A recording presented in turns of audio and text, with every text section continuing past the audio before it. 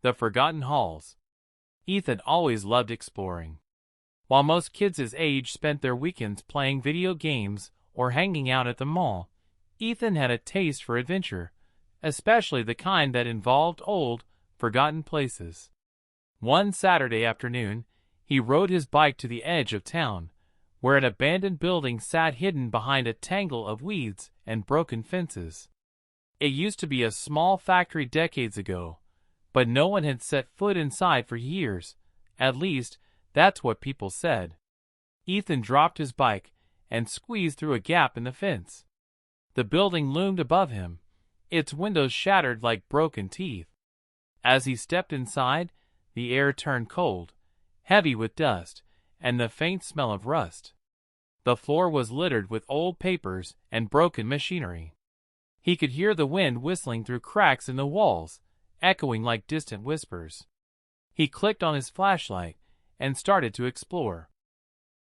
The beam cut through the darkness, revealing graffiti-covered walls and rusted pipes hanging from the ceiling like vines. Each step echoed through the halls, making him feel like he wasn't alone. In one of the rooms, he found an old office. Papers were scattered everywhere, and a single chair stood facing the corner. As he approached it, the chair suddenly turned slowly, creaking.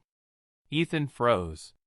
His breath caught in his throat as he shone the flashlight onto the chair. It was empty. Trying to convince himself it was just the wind, he kept moving. But the deeper he went, the colder it got. He started to hear faint footsteps behind him. When he turned around, no one was there. A door slammed shut in the distance, making him jump. He ran into a long hallway lined with doors. One door slowly creaked open by itself. Against his better judgment, Ethan stepped inside. The room was pitch black except for a strange red glow coming from the far corner. As he approached, he realized it was an old mirror, cracked and dirty.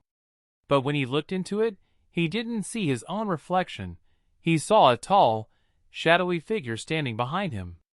Ethan spun around, but the figure was gone.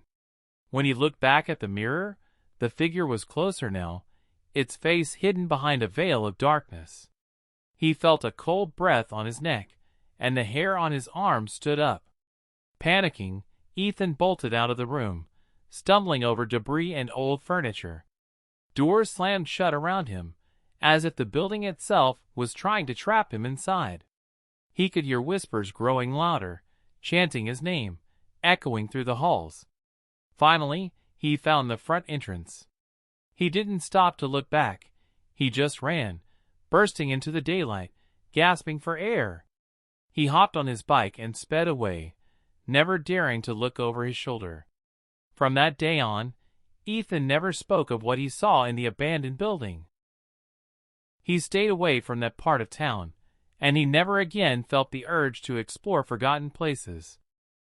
But sometimes, at night, he still heard the whispers calling his name, reminding him that some mysteries are better left alone.